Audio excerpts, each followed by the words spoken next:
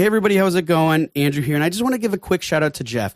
Jeff, thank you so much for reaching out and connecting with me because I really enjoyed our conversation that we had.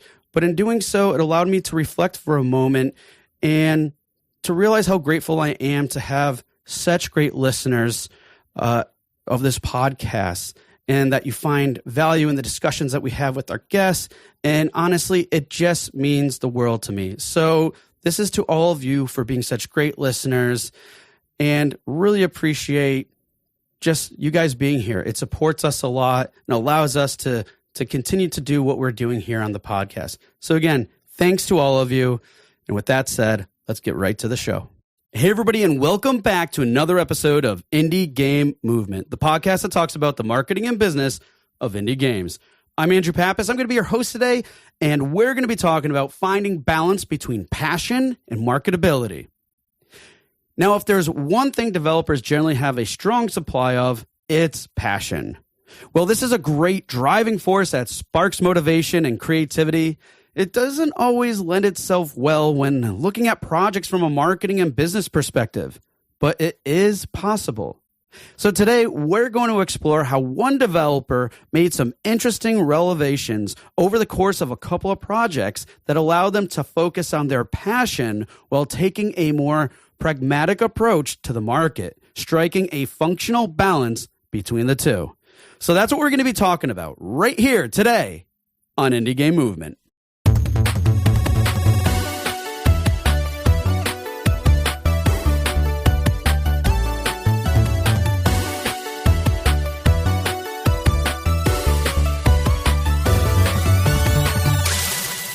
Hey, everybody, and we're back. And today with us, I have Chris Guin of Guin Entertainment. Chris, how's it going? It's going pretty good. How are you, Andrew? I am doing well.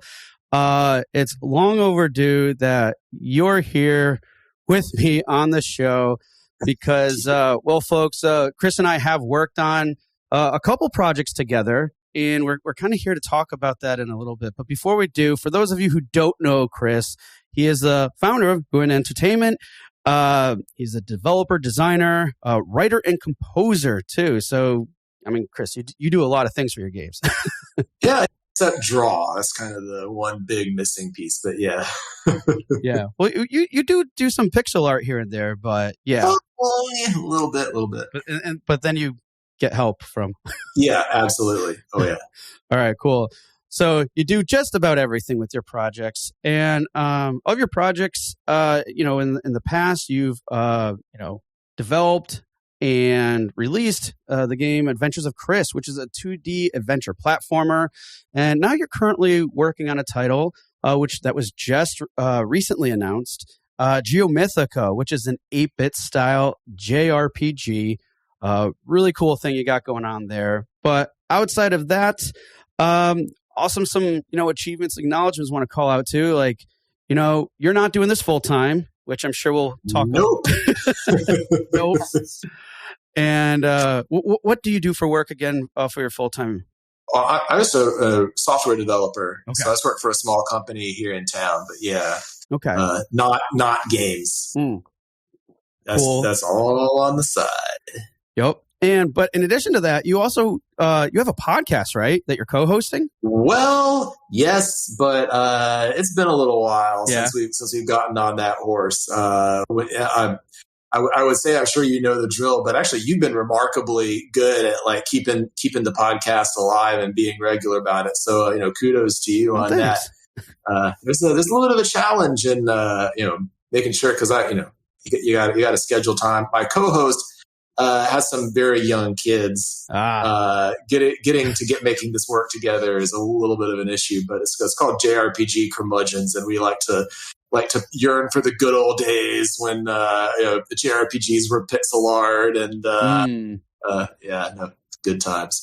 Yeah. You know what? I was just thinking as you said it that your co-host has kids and such, and that can definitely be a disruptive force when recording. Especially if you don't have like a studio and a place to lock yourself behind where no one can come. Like, I was like, if you can make a podcast that incorporates that kind of disruptiveness into it, then you're good to go. But Then there's other factors too. It's a selling point, right? Like hearing the toddler screaming in the background, like it just makes it feel alive. Yeah, exactly. Yeah. That's a great word for it. Yeah, make the bug into a feature. I don't know that we can sell that, but we can try. Hey, it's a good mind frame right there.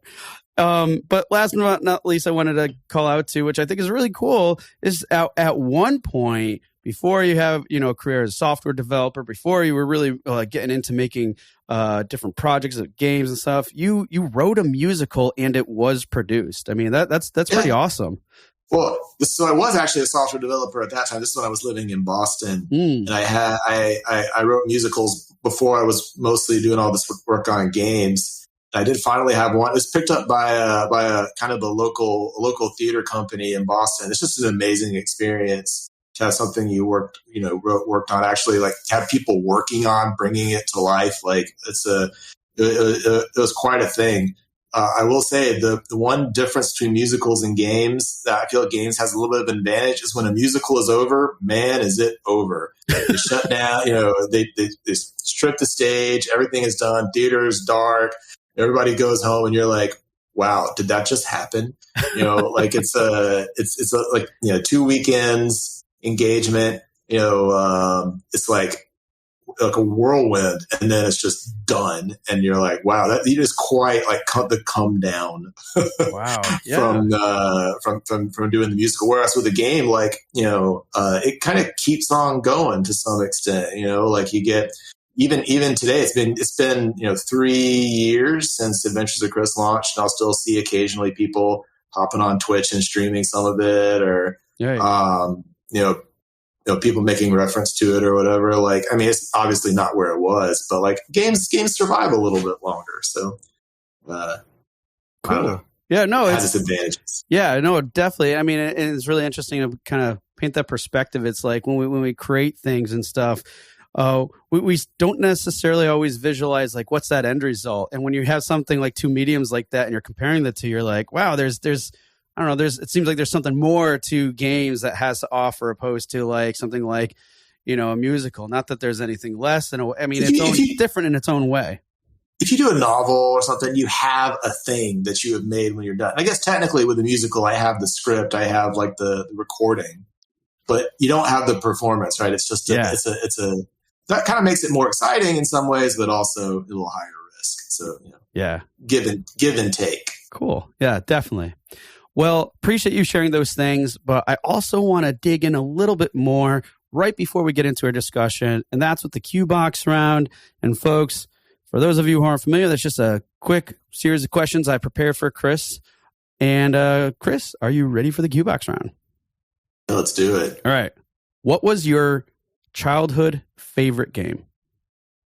Oh, man. Well, I would say it's probably going to be a massive cliche, but definitely Chrono Trigger. I played the mess out of that game. The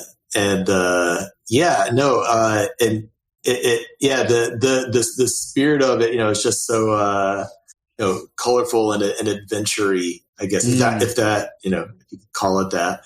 And it still holds up. Not all the games that I played as a kid, if I go back to and retry, sometimes I'm like, man, I had more patience when I was 8 or whatever. Right. But yes. Yeah.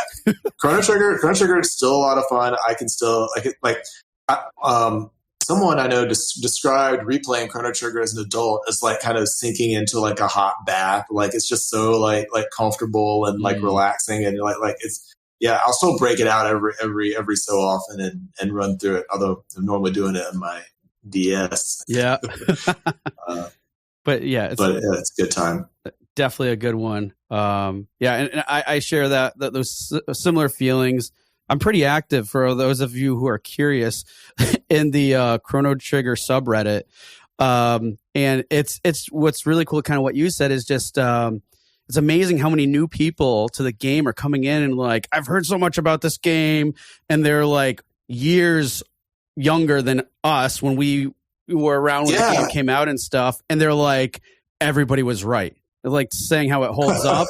Like, it's just amazing how different generations now of people are playing this first time ever, different scenarios and everything. And they say, yeah, you're right. I mean, there are going to be outliers that are like, it wasn't my game, but usually it's always people that are, it's just amazing that they can stand that test of time. There's something pretty satisfying about seeing new generations take up something from the old days. Like I know my dad was happy when I started listening to his like 60s and 70s rock music. Yeah, and stuff right. Like that. Exactly. But so like my little 6-year-old nephew recently started playing Zelda 1 and he got really into it.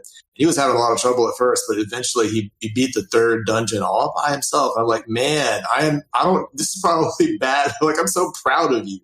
Like you're beating this NES hard game at a young age, not beating it, but like, making actual progress and appreciating the classics of yore. Yep. I don't know. It's good to hand those things down. Definitely. All right. Next question. What was your favorite Saturday morning cartoon?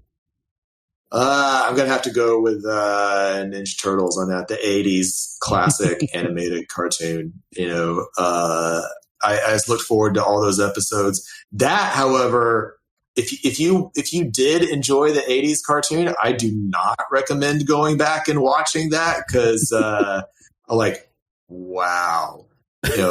The writing quality is not quite what I remember from when I was like in elementary school or whatever. That's how I felt about Labyrinth. Last time I saw that, I think I was in college or just out of college, and I was like, I don't know now. Yeah, it's like it's a bunch of Nickelodeon shows that I remember loving as a kid, like Hey Dude and Salute Your Shorts and these things, and going back and like watching an episode on YouTube or whatever, I'm like, when you're a kid, your tastes are very different. And it's amazing that games hold up as well as they do. It's TV shows, from that era, not so much, but I loved Ninja Turtles. I loved. I had the action figures, eventually, Mom gave all those away. It's a little bit of a sad moment where you're like, I guess I have to grow up now, but it happens. Classic 80s, 90s goodness. Definitely. And, the part of the reason I'm asking this, folks, is it's going to play into a factor in the rest of this conversation, when we, dive deeper. But for right now, I'm just giving a heads up. All right. What games are you playing now? Or what game are you playing now? The staple here on the show. That's a good question. Sometimes I feel like I'm working on my game so much that I don't ever have time to play anything.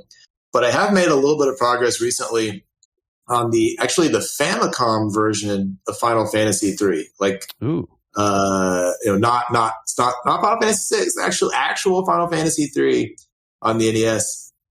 It's actually been kind of fascinating because this is very late in the Famicom NES life cycle, and it's real interesting how much they were able to accomplish on that 8-bit system with what they had. It's a fun game. I would say the more recent versions of it, like the Pixel remaster and the DS version, are a lot stronger in many ways and a lot better balanced. But I have so much nostalgia for Final Fantasy 1 and just any NES RPGs in general, as I'm sure we'll probably chat about. But Final Fantasy, actually seeing kind of the most advanced NES Final Fantasy, it's a lot of fun. And I still think it's a pretty well designed game even then. But the quality of life, some aspects that are just not as strong as they would become on later systems. Yeah, you have to deal with some things going back to that early kind of game. So yeah, very, very true, and a lot of interesting things there, which I feel we're going to uncover some of those topics in a little bit with and perfect time now to dive right into this conversation. As I said, folks, today we're talking about finding balance between passion and marketability, because your titles are definitely filled with a lot of passion, especially nostalgia, right? Because oh man, yes, so many influences, not just from games, but just things throughout your childhood and everything. So let's kick off with this, right? In general, what would you say when you approach ideas for projects, is it mostly driven from your passion and interest, or do you put, greater consideration into the marketability potential of the projects too? Or how does that work for you? This is one of those questions that I think about a lot, because I think part of my brain would be like, oh yeah, I'm definitely thinking about marketability. No, I'm not. Like in all honest truth, like the real driving force is the passion, right? Is the like, oh, this is the kind of game that I want to play. This is like the thing that I think is fun.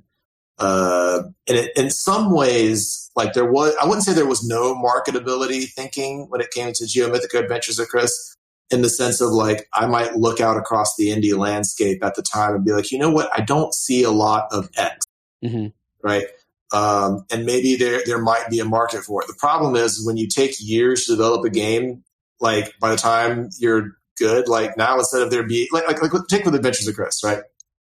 At the time that I started making this game, which was like 2014-ish, the indie space was not full of adventure platformers. There was no Shovel Knight. There were no, there were platformers, but they all tended to be like Meat Boy clones, or they were very heavy puzzle platformers, right? With very heavy like side gimmicks. There weren't a lot of like classic adventure platformers in the spirit of something like Sonic or Mega Man or Castlevania, where like you never knew what you were going to experience next, or you're kind of pushing forward through, having an adventure. So like I wanted that. Like that's the kind of game that I really enjoy. And so like, well, maybe I could fit that in.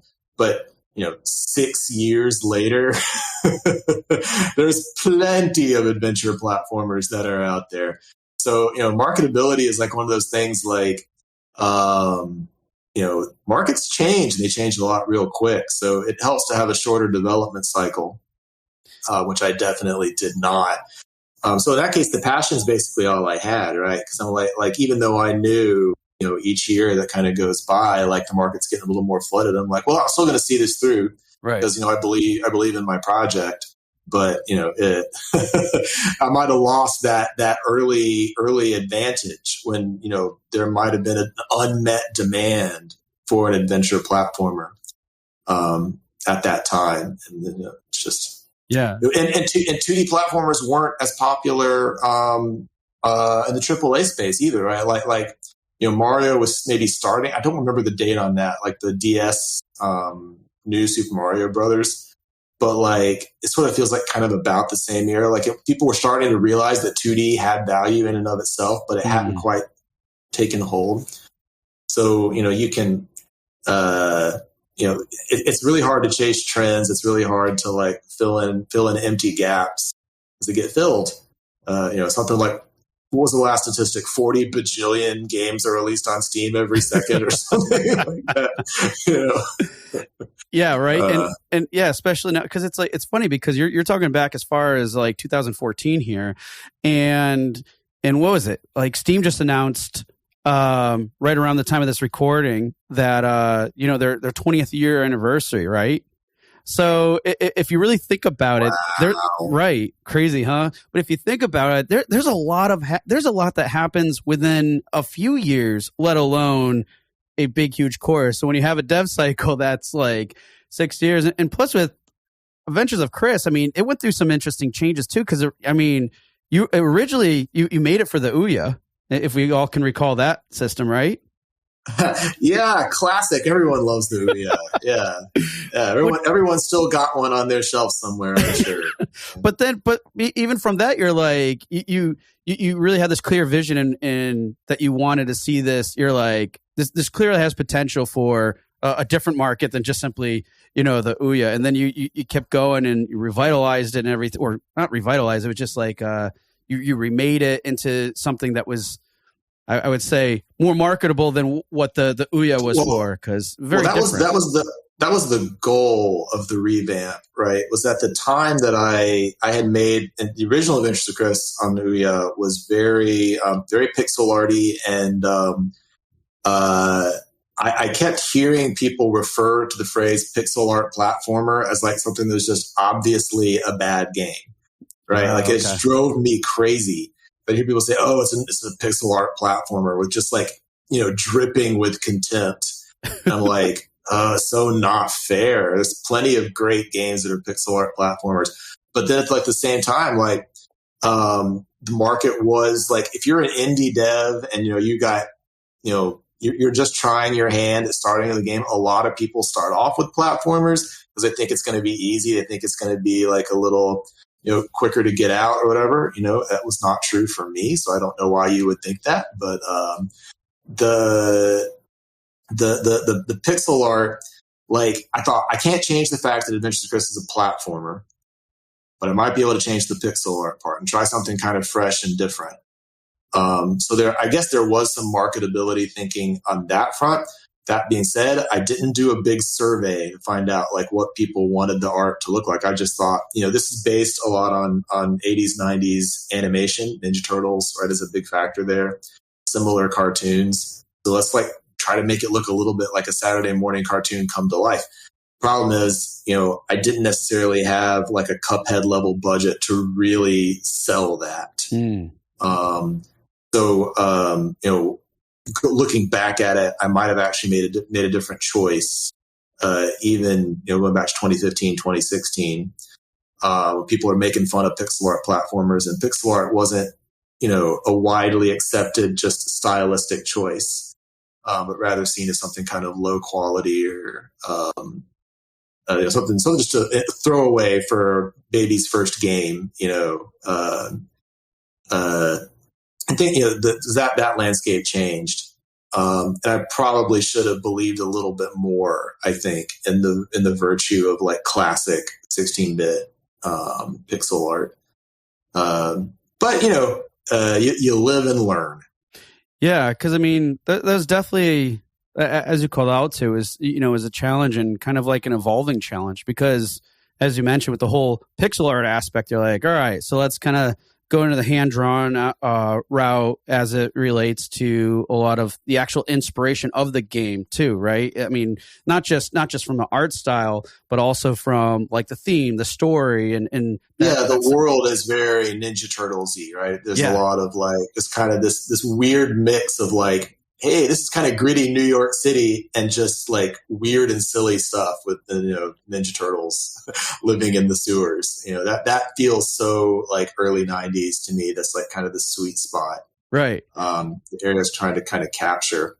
So if I could have made it really like punch you in the face with 90s animation values, and not just kind of get part of the way there with the budget that I had. It might still have been really compelling, I think. Yeah. Because there are people who, like me, have a lot of nostalgia for Ninja Turtles who have not gone back and tried to watch an episode and still have fond memories of it, No, you make great points, because it's kind of interesting to kind of like really hone in and nail that, because it's like, let's face it, I mean, from our experience and everything, we were like, we could still see a market, but then there's also the potential, like you called out a moment ago, like, well, what is there's that potential market, and then there's like the current, let's just say like the current market or best market fit. And what you called out to, saying like at that time, it was probably more in line with like 16-bit style, things like that. Now, do we know that definitively? No, but I think those are good assumptions that we, in retrospect, could call out to a little bit, based off of, how things went and everything else. So, but it's interesting. It's like, and hey, everyone listening, I mean, this is kind of the areas we're always having trouble with, is trying to like pinpoint, like, what is that good market fit? How do we know that it is? And sometimes you don't. It's just a matter of going through with it and still having that passion and believing in the project, as much as it may be kind of a guess in the dark or some type of educated guess or that you can come up with. I mean, yeah, you might have better luck with chasing marketing trends if you can get a game done pretty quickly. Yeah. Otherwise, it's like, hey, wasn't this the trend 5 years ago? Wasn't open world a thing a while ago? Whatever. Yeah, exactly. whatever the issue is. So, in light of these things, I mean, obviously these pose some challenges, like the genre that it was in, some of the art style, and then kind of how, basically shifting that style over time, which, it was a long period of time from the pixel art all the way to up to the hand drawn final version, and that even went under some changes, though the hand drawn stuff was more in line. Like that didn't change significantly. Just interesting and creative updates. Like I'll call one out, the spider. I remember the first version of the spider. Yeah. I think the spider and the bats that you had in the game, like the first version compared to the final version, was just like, wow, that actually creeps me out now. Like, so it's like things like that are cool. But so considering these challenges overall, I would say from my experience working with you on this, and I'm sure you'd feel this way too, I would say that Adventures of Chris is still received relatively well by the community. However, it just didn't gain the traction needed to make it what we would call a big commercial success. So with that being said, what ways do you think, let's say, from a marketing perspective, that the marketing efforts, could have played a role in this? Or do you think it was also a combination of, the marketing and other aspects of the game too, like the genre and art style? Yeah, that's a real tricky question. Like marketing is one of those things that, it feels like just this big black box, and I feel like in terms of like, I don't understand how some things are successful and some things are not. Like even just now over the last few weeks, I've been trying like to tweet some stuff about my new game, Geomythica, kind of on my own, just to get sort of a feel of what hits and what doesn't. And like, I've had a few tweets that seem to do pretty well. And then a lot that just kind of sit there flat. And I'm like, I don't know the difference, like why that one and why this one, no clue, maybe someone could tell me or whatever. But like, as a general rule, like if it's just like, do I feel like the marketing, because you helped me on this project, but I also had a publisher for Adventures of Chris. Mm-hmm. And they spent some cash on marketing it, right? Like getting like Twitch streamers to play it, getting YouTubers to cover it and this and that.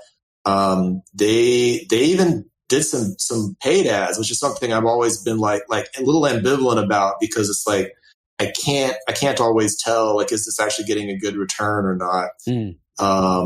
And sometimes you're like it's charging me for these clicks, and I'm not. Yeah, it's anyway. Like you're never really quite sure what's working and what's not. But like I don't like. I feel like the marketing was probably fine for Adventures of Chris. Like I think it got a chance for people to see it, right? Like people had the chance to look at it. I think the problem with Adventures of Chris was not that the marketing wasn't there. The problem was that like the people saw the art style, they saw kind of the premise of it and just said, I'm not interested. Right. And so I think a lot of that was, describing earlier my deciding early on that I wanted to hire like an actual person with animation experience, like who could make, fully animated characters in a 2D style. And to kind of go with that Saturday morning cartoon look. The problem was because I didn't like have the budget necessary to really like make it super detailed and super like kind of beat you over the head with production values and really punch you in the face with, hey, this is a 90s cartoon. A lot of people looked at it and said, well, 2D HD in general reminds me of early Flash games. And even though like I can point to a lot of things and say, look, this is not like a Flash game. It's a lot higher quality. The animation is blah, blah, blah, blah, blah. Like I had all my arguments in my head. It doesn't matter, right? Like because right, people see HD sprites moving in 2D. It creates the illusion of flatness, right? And they're offended by it. Right. And there are people who told me just straight up, I cannot get past the art style, which I was so frustrated by. Right. Because I'm like I spent, from a fair amount of time and money trying to get it what I thought looked pretty dang good. But you also have to like not have that association. Right. It was just that association that people had formed, I think, where they're like, oh, I can't deal with it. It makes it seem low quality, even if the actual animation, if you see in isolation, right? If I showed you some of the frames and the animation of the characters, you'd be like, hey, it's actually pretty cool. But like now you move it around in 2D on a flat space on a screen, and it's like, okay, now that's a Flash game. right? Yeah. And people would try to explain what it was that was bothering them. And I'm like, that doesn't make any sense. It doesn't make any sense. And then I finally kind of latched on to it was like just the fact of 2D HD. There's a reason that not very many people do it.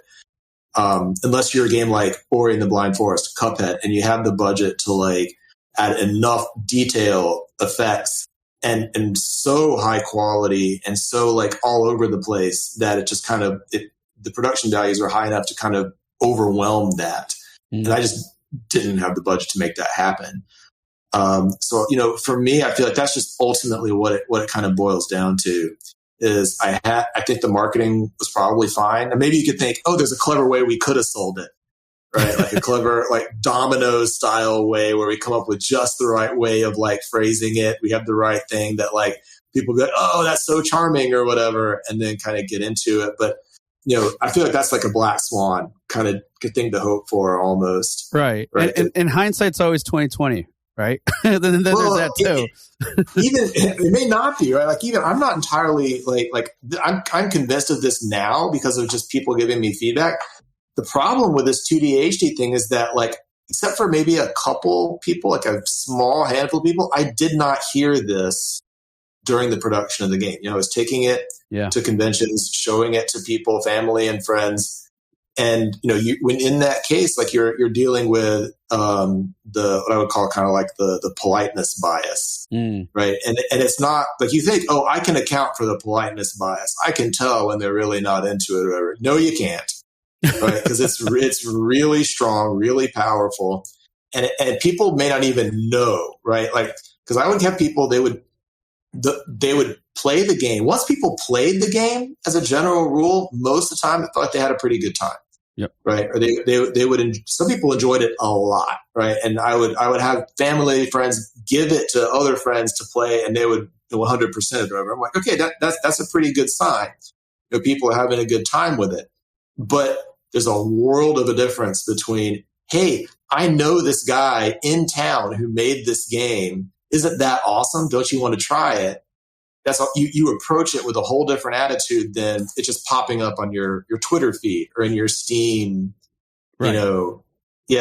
Your Steam queue. In that case, you're comparing it with every other game that's out there. You have no positive bias towards it whatsoever. You are evaluating it in this sea of games, and you're only giving it a split second, and you look at it and say, okay, yeah, Flash game, I'm done.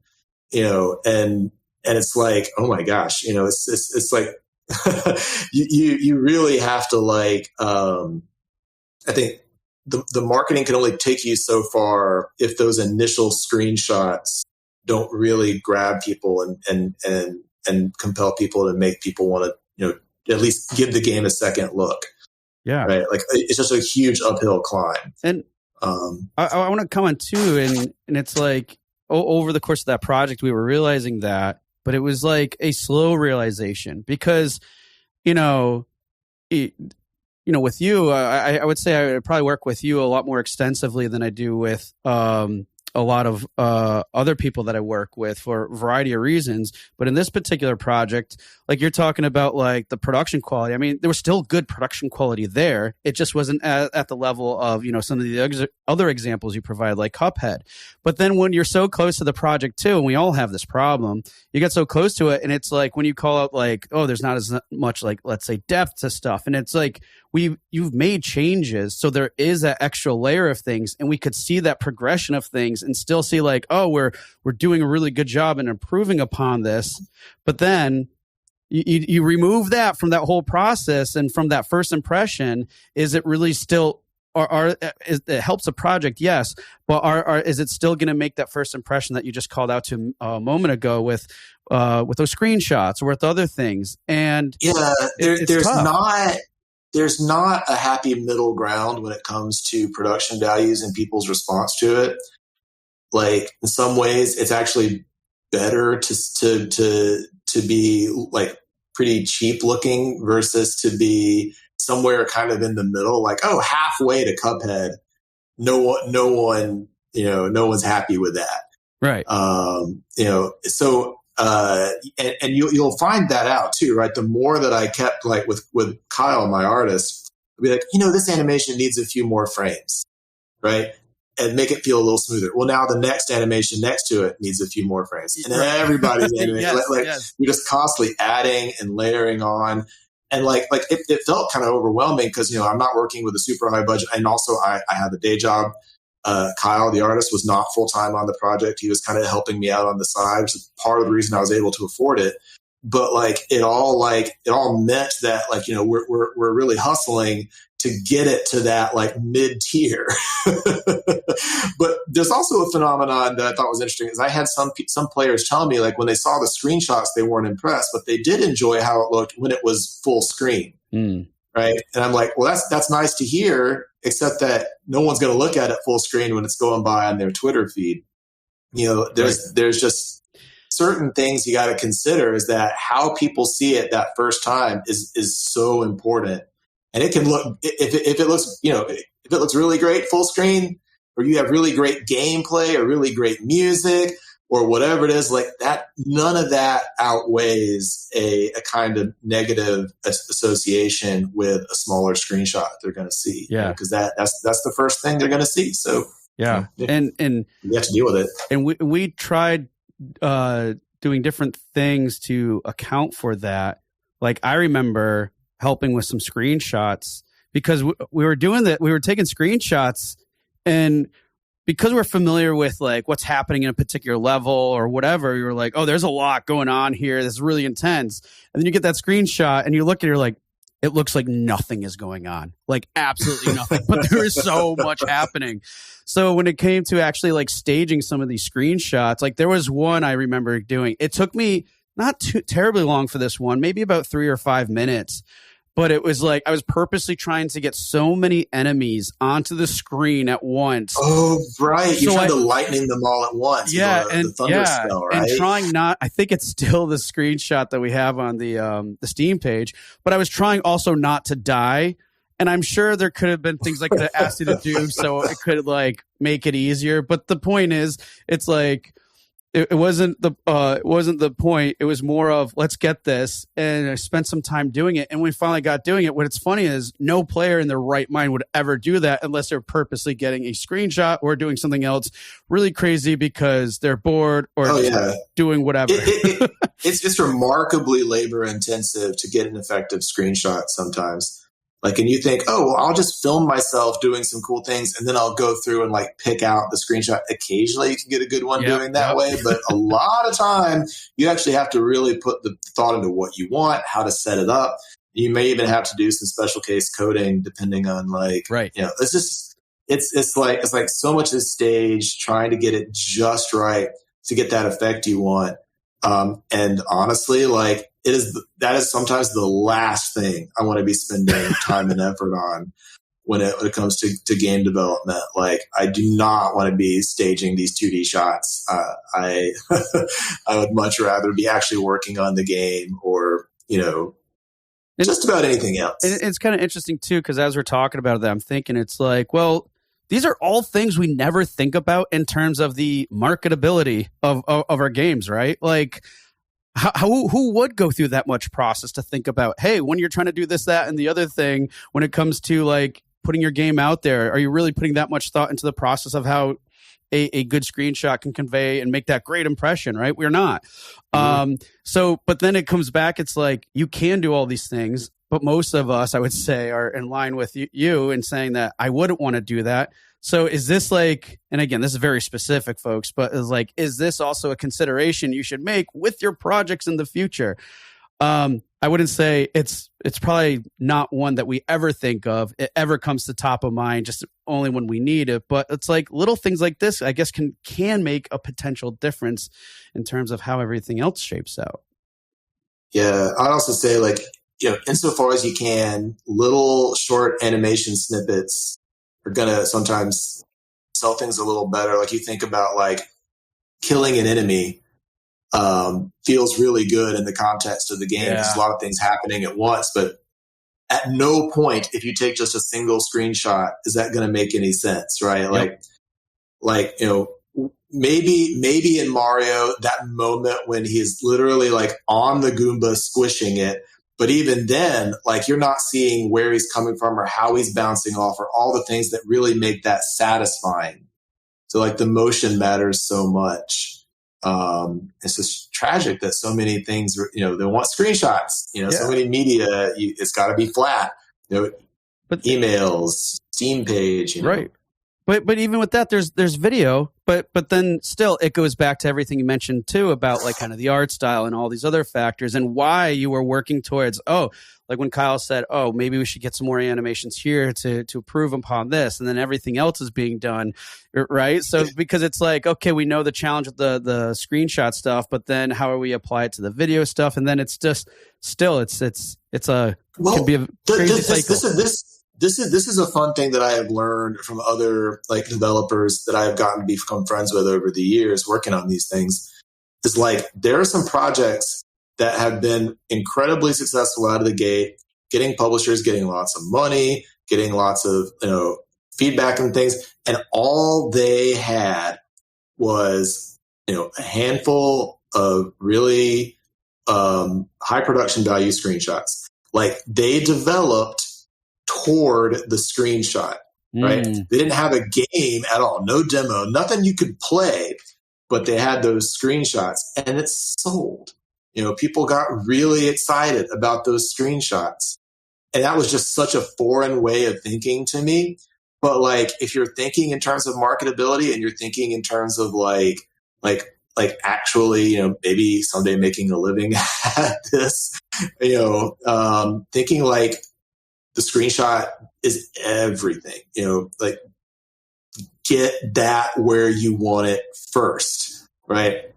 I was thinking I'm going to work towards the vertical slice first because that from a game development perspective, that makes all the sense in the world. Get one level fully implemented, all the abilities, all the features, get it feeling really good. That's the thing that matters. Well, that matters if you're trying to make a game that's fun to play. But if you're trying to make a game that people are going to get excited about and it's going to, you're going to have potential of getting a publisher, selling a lot, getting a lot of wish lists, Kickstarter, whatever, you need a really exciting couple of screenshots, right? That's the thing to be working towards more than anything else. So, not too cynical. Well, you know what? You bring up some interesting points. That is a great segue into talking a little bit more now about Geomythica, your current project.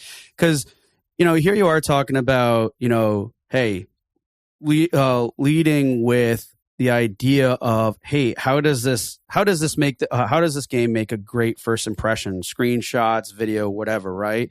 But then there's also, because you did to an extent, I would say, really lead in with the core mechanic too of AOC, but you kind of like, I would say you almost did both a little bit with Geomythica. So why don't you explain a little bit how the approach of Geomythica is a little bit different in this case then? Well, it's funny because everything I've just told you about, like what I learned about Adventures of Chris and marketing and everything was not the direction I went with Geomythica, right? I did not decide to ramp up the production values and really focus on like making it look cool at the screenshot level.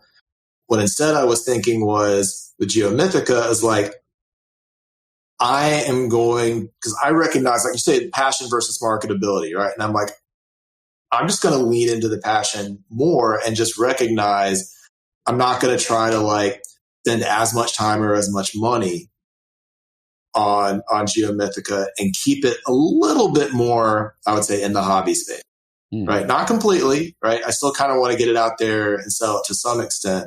But it was almost like recognizing that I am not in a position as like I'm not a full-time dev, and I'm also not like I don't own a whole studio or anything like that, right? Like I'm not trying to make this my full-time career.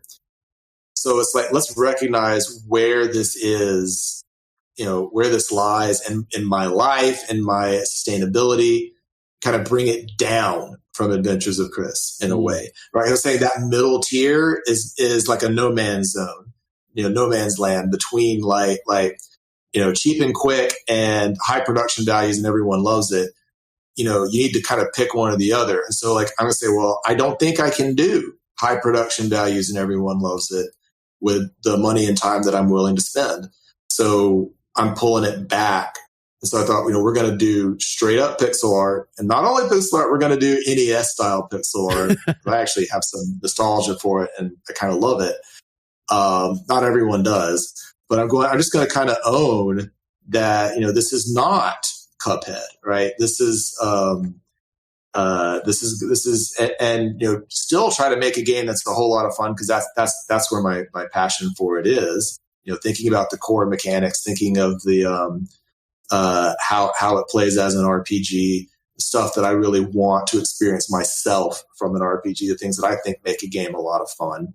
Trying to bring those to life, but maybe kind of recognize the reality of the market and just scale expectations back.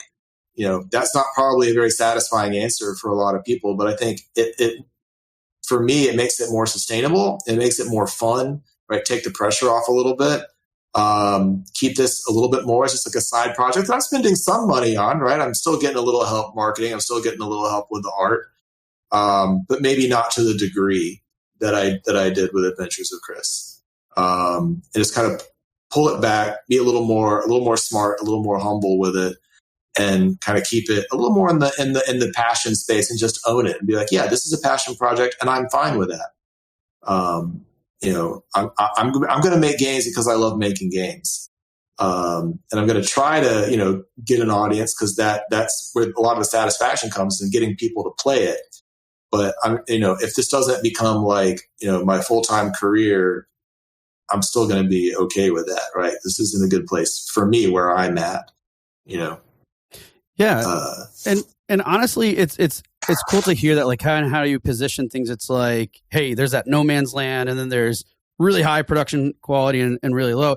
And I think what it comes down to is, like, by identifying, and I love how you called out to, like, owning it, right? Hey, I'm going to own this space. I'm going to be okay with that.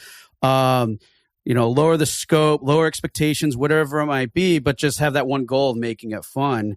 And I think what's really cool too, that in that process and doing it, like, some of the ways you explored what made this fun was, well, whether we started to pick up on it and realize it through the course of development, but it's like, wow, wait a minute, the way that you're making this fun is actually a little bit more modern, or I would say marketable to today's audiences. Because there's constantly times you were comparing how you were developing, let's say, the battle system, the core mechanic, which is really the focus of this game, the core one. And then obviously there's other important factors like the theme, story, character development, all those other things.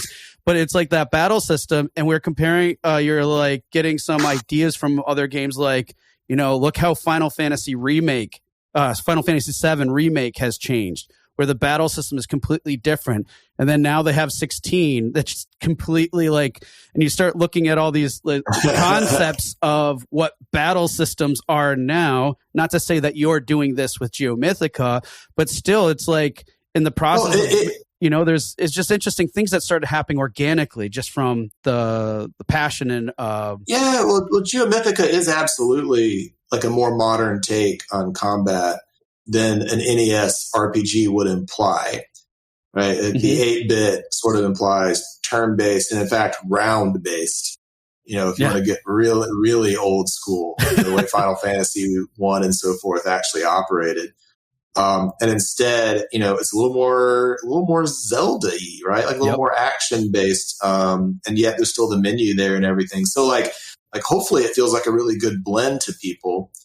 And hopefully the modern real-time aspect is something that, would be a selling point that would appeal to be like, oh, that seems like a kind of a fresh take on, a storied genre. Yep. The JRPG's got a lot of history. And there's been a lot of, both, a lot of development on it. And hopefully Geomythica can feel like something interesting and different. It's always a risk to sell interesting and different, because one of those things that people that actually does work for getting someone's attention in that split second that they're looking at your screenshots is, does this look exactly like another game that they really like and haven't played in a while? Yeah. And if you are like, if that's your goal, is to like take Banjo-Kazooie or Breath of Fire and like make that game again for the modern audience that's missing it, like, more power to you. There are people who will love you forever for that.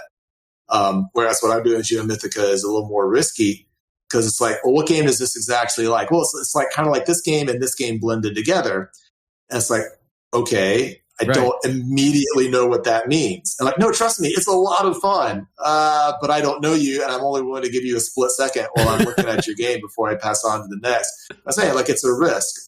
Hopefully, it does find an audience and people are, really engaged by the way the combat works. And people have enjoyed it, at MagFest and so forth. So, like, I do think there's some potential as, kind of we work through it, but, that's,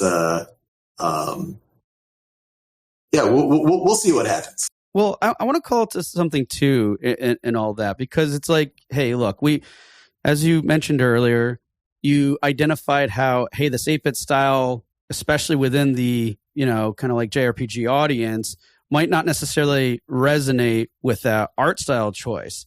Because let's say I would say most of what we know, at least, it seems like, it's still 16-bit in that kind of space. Top of mind for us right now, and for people too, I'm sure to some degree, is like Sea of Stars, right? Things like that. But then what's really interesting is by kind of like that combo, if you will, the style and the core mechanic, when you were calling out to like, hey, making something that is very familiar or similar to some extent to that favorite game that you grew up playing.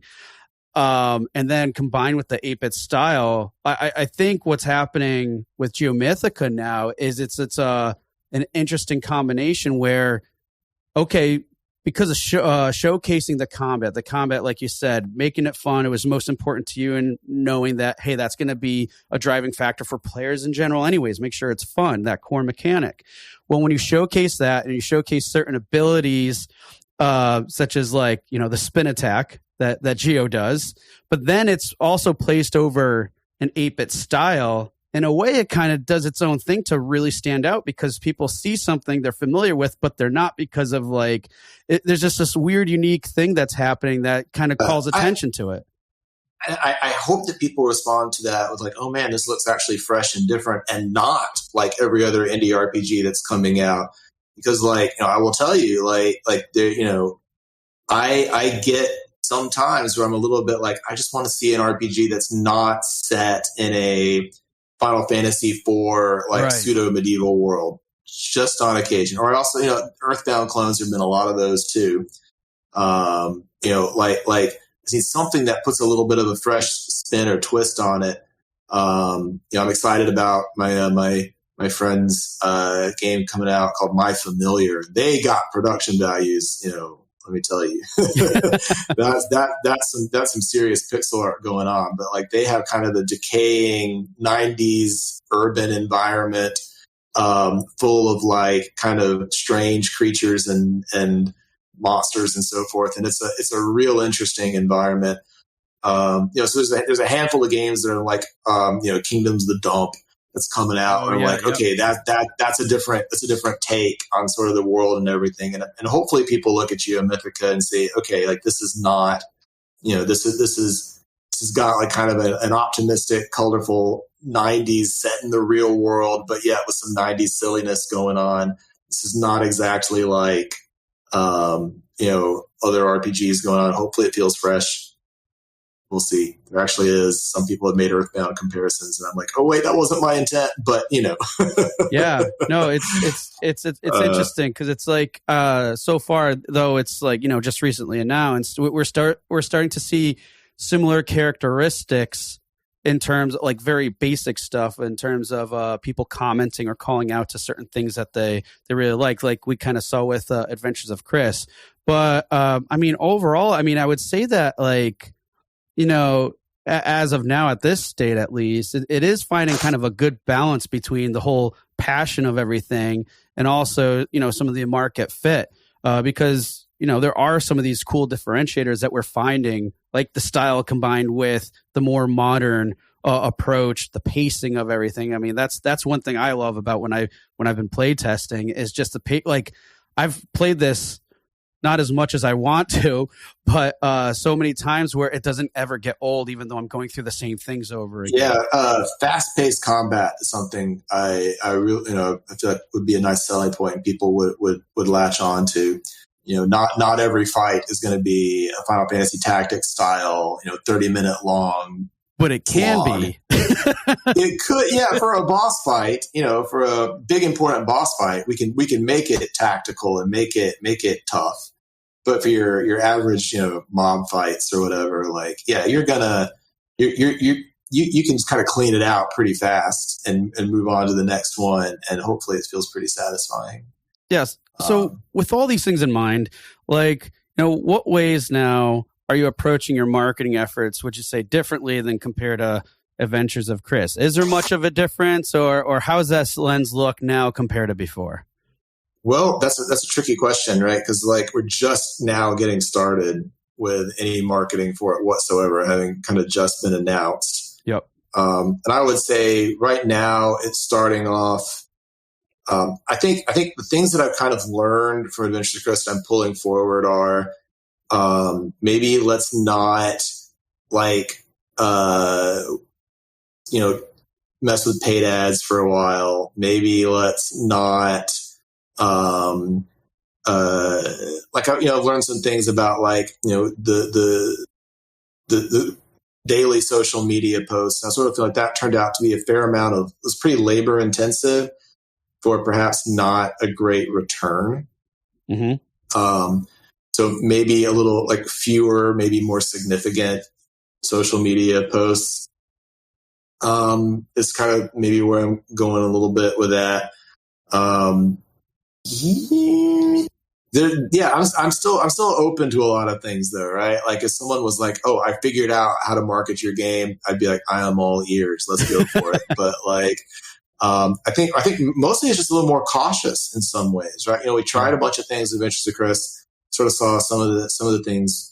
I think we're doing a little more Reddit, this time than maybe we did in the past. Yeah, a little bit bit more. At least leading with it, I would say, compared to yep. Because we did see a little bit more return from Reddit and Adventures of Chris than we did with, say, I think the one that I was like, man, I wish we hadn't spent a dime on it was Twitter ads. The publisher spent a nice little chunk on Twitter ads, and I'm like, I don't think a single one of these really converted. It felt a little bit throwing the money away, but it's let's avoid that. But I mean, whereas Reddit, I think we got some real stuff, but and then there's I think too where some different approaches as well as just being more mindful of online events, for example, because you were able to get into Mix, the fall showcase. Oh yeah, that's true. And yeah, it's one of the advantages of knowing Andrew. I just knew of the event. That was it. I mean, I said, "Hey, sign up for this." Know about this? I'm like, okay, yeah, sure. What have I got to lose? And so yeah, we announced it on that, and I think that got some more eyeballs on it that otherwise would have seen it. In fact, that was one of those little crazy moments where Geomythica made IGN's top 10 things we saw at the Mix or whatever. Yeah. And I was like, really? Because I thought we just sort of barely made it in by the skin of our teeth. There were some high production value games on that, on that stream, with some real licenses, Rugrats and G.I. Joe and Micro Machines, I think, stuff that oh man, there people have some real nostalgia for some of this stuff. Right. And yeah, we were on that list, at least within that, whoever that one person was who wrote that IGN article. But I was like, well, that's encouraging. I'm sure there's a lot of those games that didn't make the top 10 list. You put that on there and not me. I'm a little upset about that, but I'm like, hey, we got it. But I'll take it. Yeah. Yeah. Yeah. No, it just, and I think with anything is if we look back, whether it's you and me or anyone listening today, just trying to look back at what have you done. And let's say it's your first rodeo, your first time doing this too, right? I mean, and plus you've probably learned a lot too. Like you said, reaching out to other developers if you don't have that level of, and I mean, it doesn't hurt even if you do, but just try to get that insight and just kind of make your own calls. But it's hard to, because it's like, it's not like you want to do, if you're listening from other people, you got to be mindful of what works within your means, and kind of like what you're doing now with Geomythica. It's like, I want to work within my means that's sustainable, because at the same time, I don't want to go crazy with this, So I don't know. There's a lot. Well, that's another thing. This is the thing I'm doing differently with Geomythica than Adventures of Chris too, is the physical conventions. I did maybe 4 or 5 with Adventures of Chris. And I think I'm pretty much down now to just MagFest. And that's more because I think it's a lot of fun. But really the value of those conventions was not in really getting the word out about the game, because it turns out that like, it's sort of a limited way of doing that, unless you're somewhere like E3, or I guess that's not even a thing anymore, but like, or PAX, or you just got huge crowds coming by. But like some of these smaller local conventions, your mileage may vary, but the real value that I had from going to places like DreamHack, Play NYC and some of these others, was just meeting other devs that I kind of got to become buddies with. And, we could trade hints and tips and like help each other out. That's been real good, like meeting other indie devs and getting in that community. I would say it was probably worth it for some of this.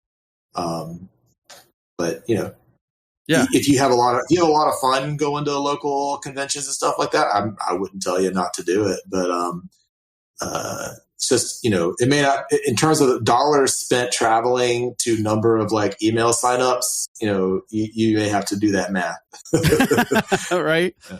But yeah, no, good points. And it can be different for everybody. I've known, not just from, and it sounds like you have a similar experience, but other people too, at least with like MagFest, for example, because it's a little bit more honed in and very dedicated audience to that type of event. I feel like there might be a little bit more value there too, in terms of, sometimes the player feedback. But then of course the argument there is you can always get, player feedback online and stuff. But I mean, there is a component missing there, like the whole in-person aspect too. So yeah, watching people play your game is a potential value. I wouldn't necessarily use that as like evidence of the marketability of the game, just because when people are playing your game and you're there's a different bit of an attitude that potential bias. But it is useful for things like, are they picking up on the controls? Is this confusing? Are there bugs, but like more like, are they, now that they're in the game, and I really don't have any information about whether or not they would have played the game if it came up on their Steam carousel. But now that they're here, what is their experience like? Yeah. Are there issues or problems, and are things working quite the way you anticipate? Is the difficulty curve smooth? All of these things, like there is some very useful information you can get from watching people play your game. And just having people report on like a Google form or whatever, not the same, right? Because people have to volunteer information and they may not remember. But if you watch them, right, you can really see. And the Google form part is challenging because it's like, are you articulating the questions the right way? Are they even providing you the information? Do they even bother filling it out? And then the next step is having people record themselves as they're also recording the gameplay in like an OBS setup. Because it's like, now you have to show people how to do that. Like there's so much friction in all these things. But I remember like being at MagFest with you, man, we were really good about like, after someone got up, we were right there.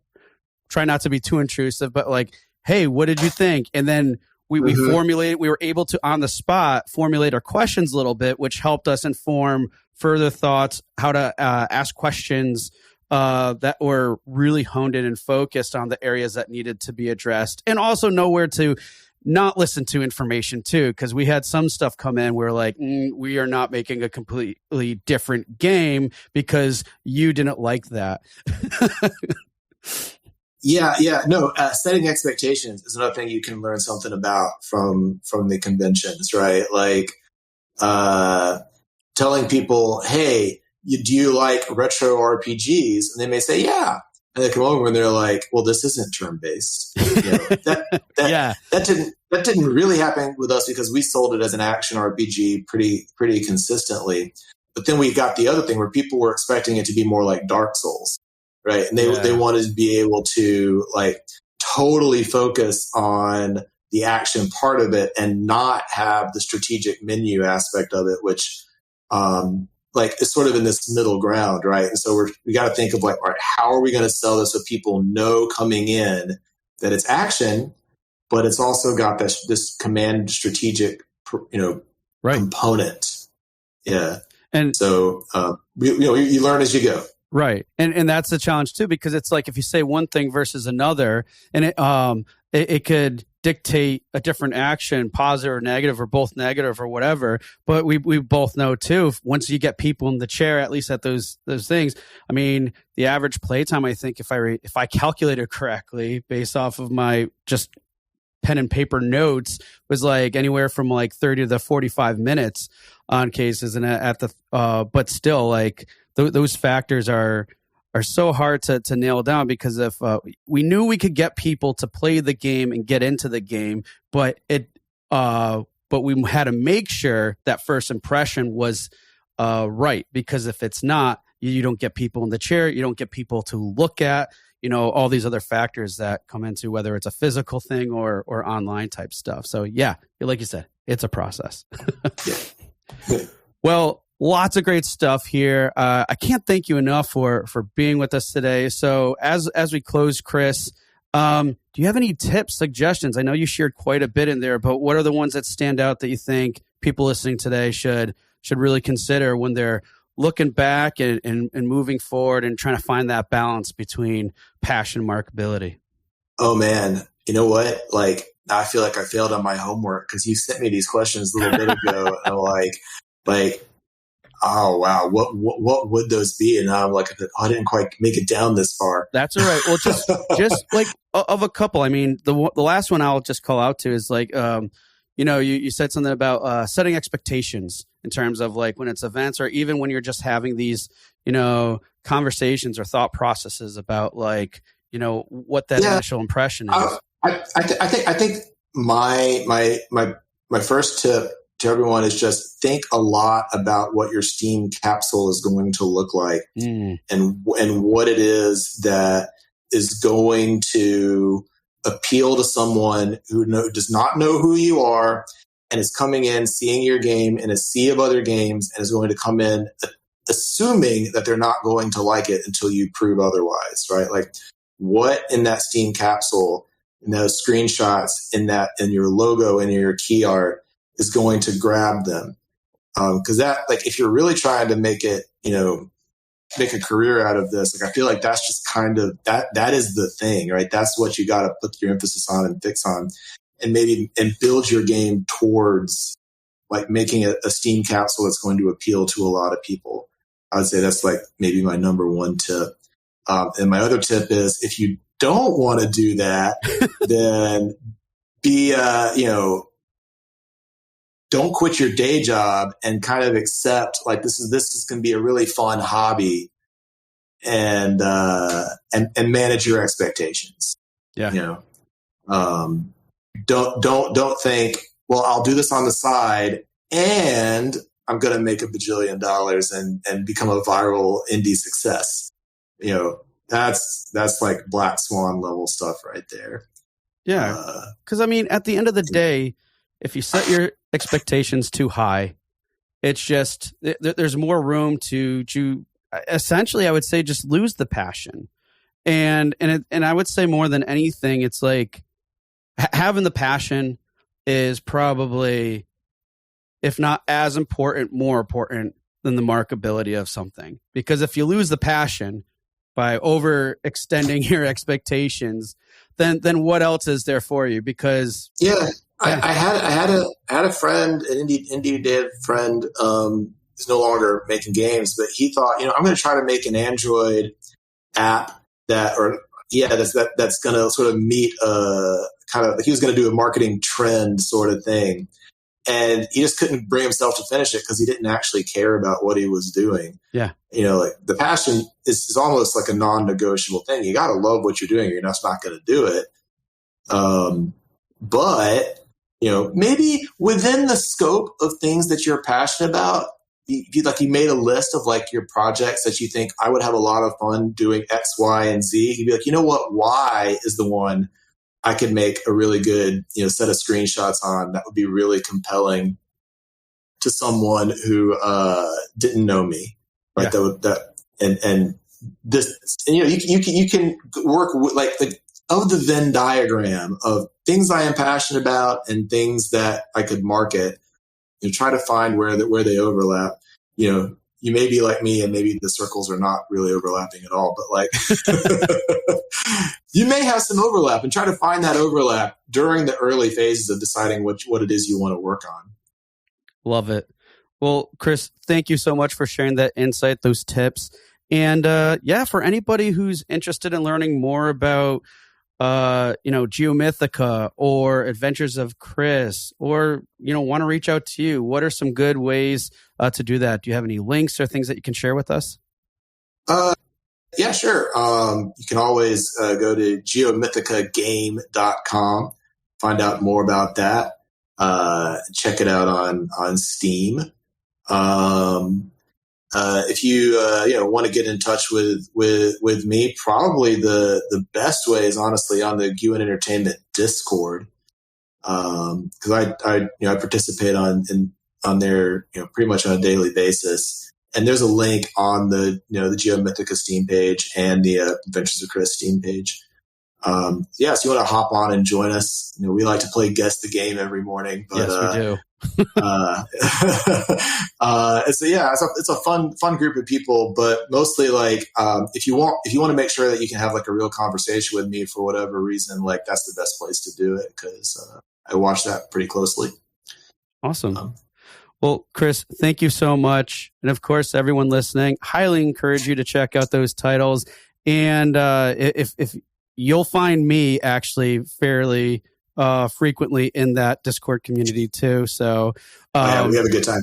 We do. I share a lot of pictures of food I'm cooking, but everybody shares a lot of food they consume. Anyways, great place. Check out the Discord, but also the games, like you said, geomythicagame.com, Steam pages, Adventures of Chris.